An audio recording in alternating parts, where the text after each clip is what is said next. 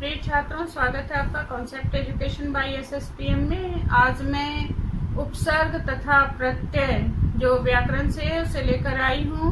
यह CBSE board की कक्षा 9 और सीबीएसई बोर्ड कक्षा 10 के हिंदी कोर्स बी में उपसर्ग प्रत्यय आपके सिलेबस में है। तो उपसर्ग क्या है पहले इसे समझेंगे और उसके बाद उससे शब्द भी बनाने की कोशिश करेंगे। तो वैसे शब्दांश जो किसी शब्द के पूर्व में जुड़कर उसके अर्थ में परिवर्तन लाते हैं या किसी नए शब्द का निर्माण करते हैं उसे उपसर्ग करते हैं। जैसे फल, फल शब्द में अगर हम स उपसर्ग लगाते हैं तो एक शब्द बनता है सफल। इसी प्रकार किसी भी शब्द में उपसर्ग लगाकर हम नए शब्द का निर्माण कर सकते हैं।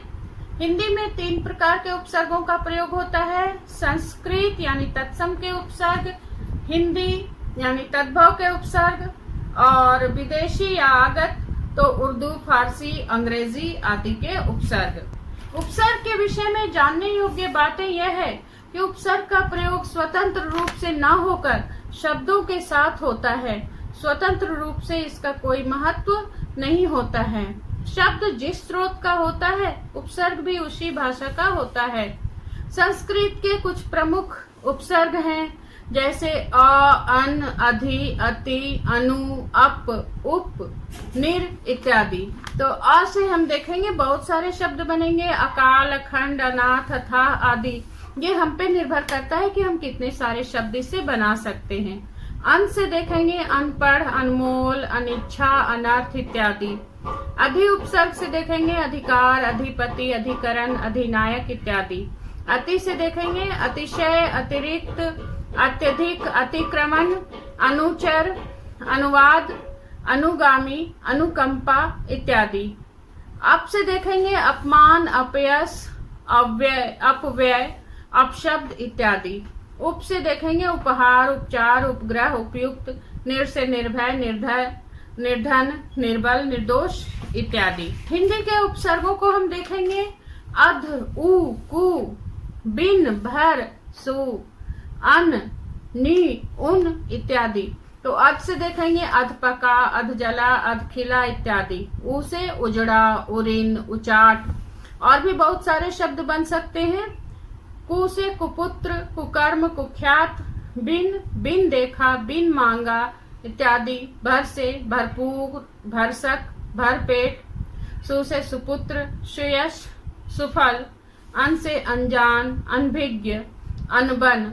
नि से निडर, निहत्था, निठल्ला। उन से 49, 39, 29 इत्यादि। उर्दू फारसी के उपसर्गों को देखेंगे कम, खुश, बे, बा, ला, हर इत्यादि। तो कम से देखेंगे कमजोर, कम अक्ल, कम बख्त। खुश से खुश मिजाज, खुश किस्मत, खुशहाल। बे से बेरोजगार, बेरहम, बेईमान। बा से देखेंगे बारोजगार, बा मुश्किल, बा खबर। ला से लाइलाज, लाचार, लापरवाह। हर से हर पल, हर रोज, हर वक्त इत्यादि। अंग्रेजी के उपसर्ग देखेंगे सब, हेड, वाइस इत्यादि। जैसे सब इंस्पेक्टर, सब रजिस्ट्रार। हेड से हेडमास्टर, हेड क्लर्क। वाइस से वाइस चांसलर, वाइस प्रिंसिपल इत्यादि। इसके अलावा भी बहुत सारे हिंदी, संस्कृत तथा आगत शब्दों के उपसर्ग हैं। हमें किसी भी उपसर्ग में यह बात ध्यान में रखना है कि इसे किसी भी शब्द के पहले लगाना है और एक नया शब्द बनाना है जो कि अर्थपूर्ण हो, यानी जिसका कोई अर्थ निकल सके। अब हम प्रत्यय को देखेंगे जो कि उपसर्ग के ठीक विपरीत है। उपसर्ग किसी शब्द के आरंभ में लगाते हैं तो प्रत्यय किसी शब्द के अंत में लगाते हैं।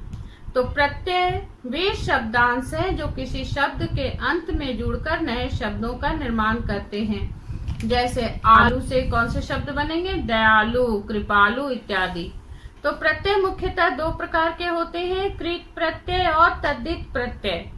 कृत प्रत्यय क्रिया शब्दों में लगकर बनने वाले शब्दों को कृत प्रत्यय कहते हैं और तद्धित प्रत्यय उसे कहते हैं जो संज्ञा, सर्वनाम, विशेषण आदि शब्दों में लगकर नए शब्द बनाते हैं। जैसे वैया, गवैया इत्यादि।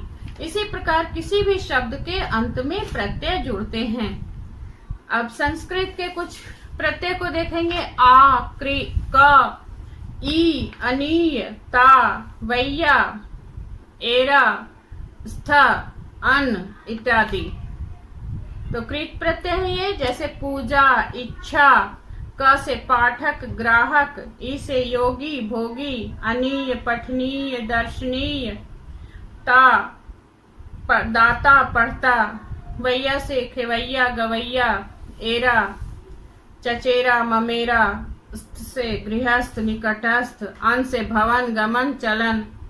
संस्कृत के हम तद्धित प्रत्यय को देखेंगे आलू, इक, तम, मान, इमा इत्यादि। दयालु, झगड़ालू, नाविक, धार्मिक, तम से श्रेष्ठतम, सुंदरतम, मान से गतिमान, प्रवाहमान, इमा से लालिमा, कालिमा इत्यादि। अब हिंदी के प्रत्यय को देखेंगे अक्कड़, आई, आऊ, आक, आकू, आवट, इयल, इया, एरा, ऐत, आहट, आवा, आव, इत इत्यादि। जैसे अक्कड़ से देखेंगे भुलक्कड़, घुमक्कड़। आई से देखेंगे तो पढ़ाई, लिखाई। आऊ से कमाऊ, भड़काऊ। आक, तैराक, चालाक। आकू, लड़ाकू, पढ़ाकू। आवट से लिखावट, सजावट इत्यादि। इयल, सड़ियल, मरियल। इया से बुढ़िया, खटिया। एरा, चचेरा, ममेरा। ऐत से लठैत, डकैत। आहट से घबराहट, बौखलाहट। आवा से पहनावा, दिखावा इत्यादि। आव से बहाव, ठहराव, अपमानित, संगठित इत्यादि। तो इस तरह से हम पे निर्भर करता है कि हम कितने सारे शब्द बना सकते हैं। तो आपकी परीक्षा में शब्दों से मूल शब्द और प्रत्यय अलग करने के लिए आता है, या उपसर्ग प्रत्यय अलग करने के लिए आता है, या फिर उपसर्गों की पहचान के लिए या प्रत्यय की पहचान के लिए प्रश्न आते हैं। तो धन्यवाद छात्रों मेरा वीडियो देखने के लिए। यदि आपको मेरा वीडियो पसंद आता है तो इसे लाइक करें, अपने मित्रों के बीच शेयर करें, और यदि आप मेरे चैनल पे नए हैं तो इसे सब्सक्राइब करना ना भूलें। धन्यवाद।